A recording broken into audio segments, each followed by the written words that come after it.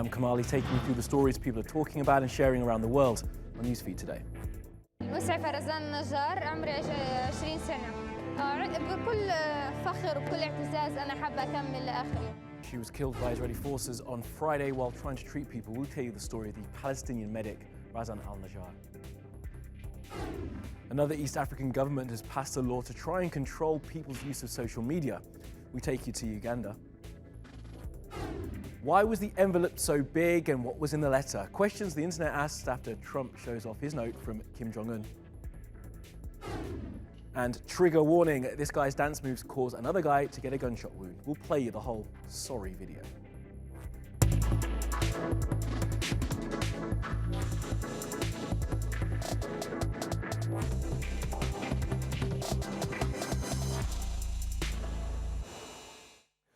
And top of our newsfeed is Razan al-Najjar. Now, you will have seen that name over the weekend. She was a 20-year-old paramedic who worked in Gaza.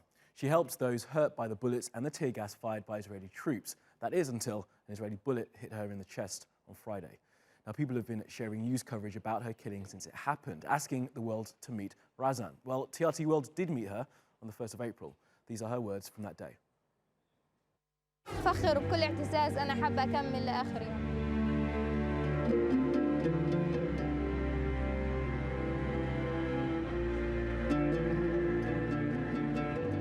المسعفة رزان النجار عمري 20 سنة. في الأول يوم كان بالنسبة لي أصعب يوم. تعرضت إلى 3 مرات اختناق بالغاز لطلق ناري في الظهر ورفيقتي الممرضة إلى طلق ناري في اليد والزميل برضو طلق صوت في الأذن والحمد لله تم إسعافهم بشكل ميداني ورجعنا نكمل مسيرتنا ما بعثناهم إلى المستشفيات لا رجعنا.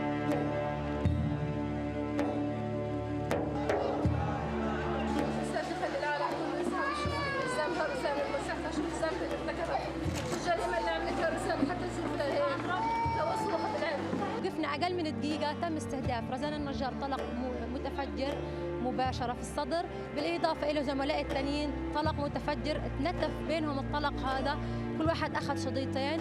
رزان ما كانتش حاسة في المدخل بس لكن حست في المخرج أشارت لنا على ظهرها وبعد هيك وقعت وربنا يرحمها.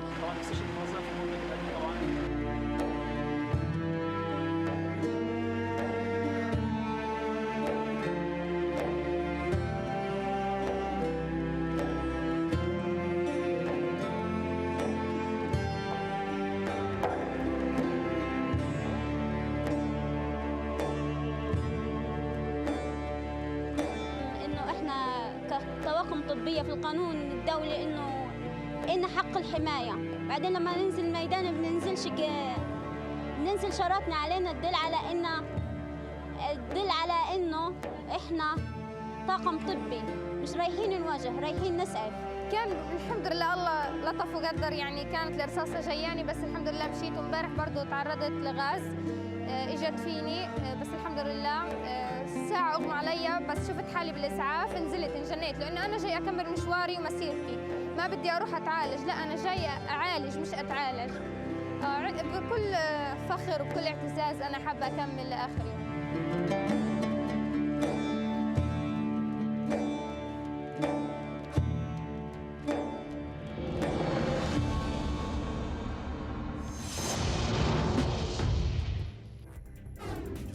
Update on that story. The Israeli military say they've now started an investigation into what happened. We'll keep across that here on NewsFeed. Let's take you and show you what else is trending on social media. Now, this video was posted in the moments after the eruption of the Fuego volcano in Guatemala. Dozens of people have been killed. Lava is thought to have engulfed an entire village. Now, those who survived have been sharing these remarkable videos. It's the second time that Fuego has blown its top this year, and the president of the country says he's considering declaring a state of emergency. Apple says it will release new software aimed at encouraging people to use their devices less. Good news for all. Now, the company is holding its Worldwide Developer Conference, the annual showcase for all that's fresh from Apple. Its latest operating system will come with tools to allow people to monitor the use of their phone or tablet and keep track of whichever apps they spend the most time in. Now, it's not clear how this will help you use the thing less. Maybe being told you spend 6 hours a day in Instagram will shame you enough to make you change your habits. And many people are tweeting with the hashtag #TankMan2018 to remember this iconic moment 29 years ago. It's of a man facing down a column of tanks in Tiananmen Square during democracy protests in China in 1989. Now, people have shown their solidarity by posting pictures of themselves wearing similar clothing to what he was wearing and, of course, carrying those 2 shopping bags. Come to the stadium, do it on our face, scream at us, shout at us, abuse us. Who knows, one day, we might change you guys.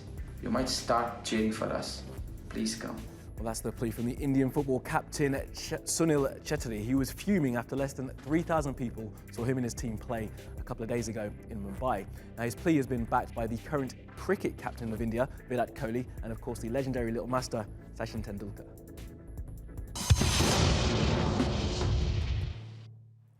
There has been another attempt by an East African government to impose restrictions on people's use of social media.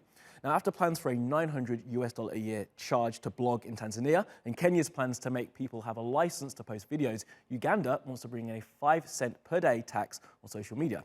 Isabel Nakida has more from Kampala. Starting July 1st, all Ugandans using Facebook, WhatsApp, Viber and Twitter will have to part with 5 US cents daily. It's no surprise that social media has had a lot to say about the tax, calling the levy a crackdown on free speech.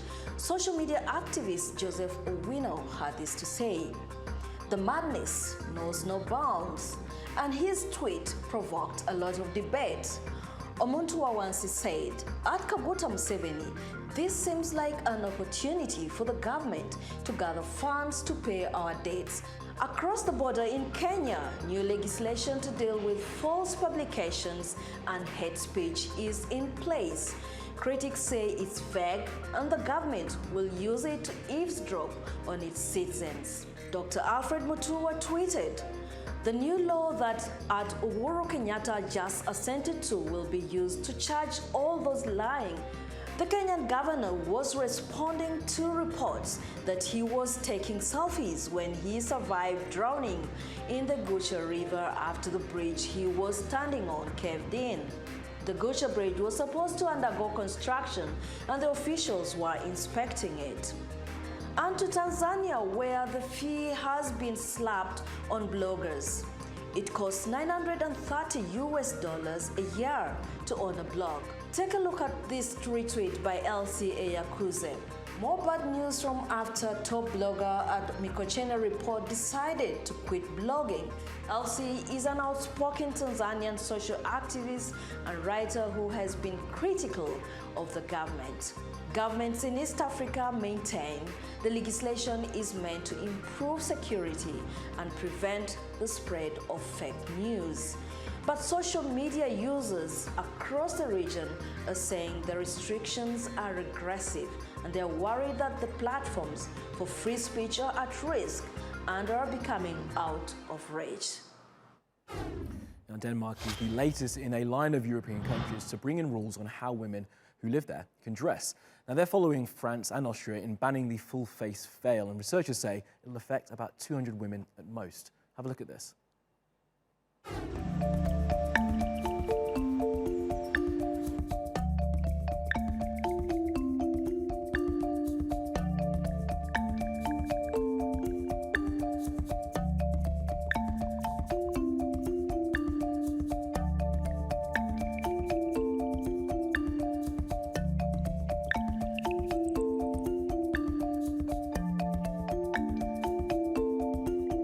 Wish to make the Muslim woman invisible and restrict her in any way possible by stripping away her religious identity.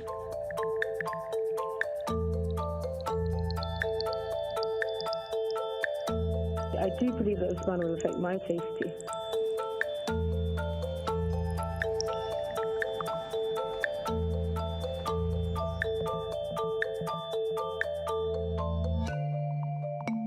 When politicians legislate in this discriminating way, it sends a signal to the population saying that it is okay to treat these people negatively. This is a way to legitimize hateful and negative behavior towards us.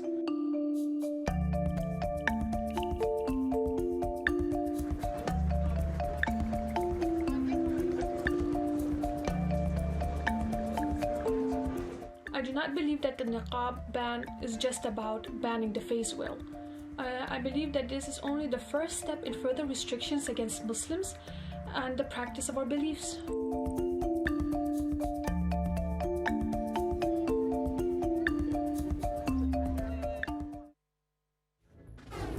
Let's take you around the world for some other stories you need to know this Monday. If you're a teenager and watching this, it's more and more likely you're not using Facebook. There's been a huge drop-off of people aged 13 to 17 using the social network. That's according to the Pew Research Group.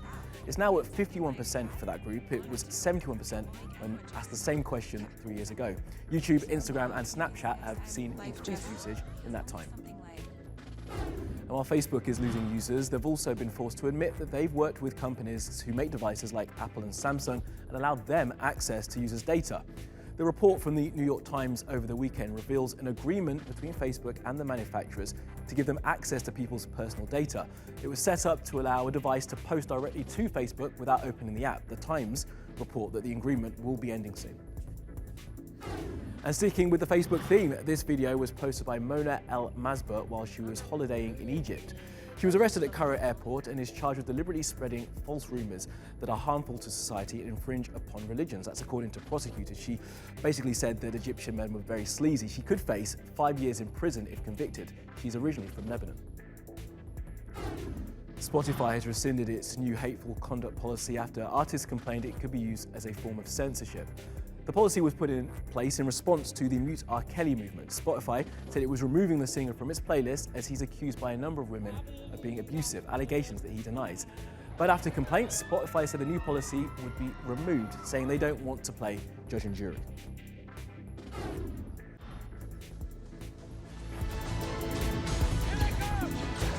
And it wasn't great, and now it's official. Star Wars: A Solo Story is a flop. It made just $29 million in the US on its second weekend, a drop-off of 65%. It hasn't yet made back half of the budget for what it was made for, which is pretty abysmal.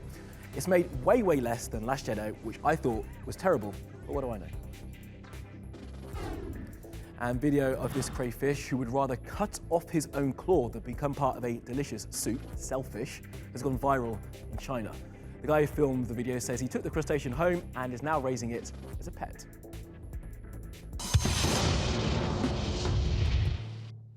Now, President Trump got a giant letter from Kim Jong-un a couple of days ago. You need to see this picture. It's like it's been made for the internet. It is meme ready. Why is that thing so big? Who knows? Some are saying it's to tease Trump's tiny hands, but that's another story. And the best part of this came later when Trump gave a press conference. He began with this weirdness. A letter was given to me by Kim Jong-un, and that letter was a very nice letter. How much? And then 8 minutes passed in which the president answered more questions, but then returned to the subject of the letter and revealed he hadn't actually opened it. No, I didn't. I haven't seen the letter yet. I purposely didn't open the letter. I haven't opened it. I didn't open it in front of the director. I said, would you want me to open it? He said, you can read it later. Well, he's due to meet Kim Jong-un in Singapore in 8 days' time. And this final story provides us with a couple of lessons that are unique to the United States of America. 1, if you carry a handgun in the club, make sure you keep the safety on. 2, make sure that that handgun is safely holstered before you take part in a dance battle, otherwise this could happen. Now, this is the Mile High Spirits and Distillery Bar in Denver, Colorado, and that person gyrating like that is an off-duty FBI officer. Now watch what happens after the backflip. Yes, you saw that right. The gun did go off as he picks up the weapon. Now, it shot a man in the leg. He's going to be fine, and the shooter has not been named or arrested. Regardless of that fact, and the fact he shot someone, he should be charged with crimes against dancing. So bad. Well, that's all from the NewsFeed team. Reach out to me with your questions, comments, complaints, and suggestions. I'm at Kamali Melbourne. You'll find us 24/7 on Twitter, YouTube, and Facebook. Follow, subscribe, and add. And we'll leave you now with some of our favourite pictures and videos from the day. Enjoy.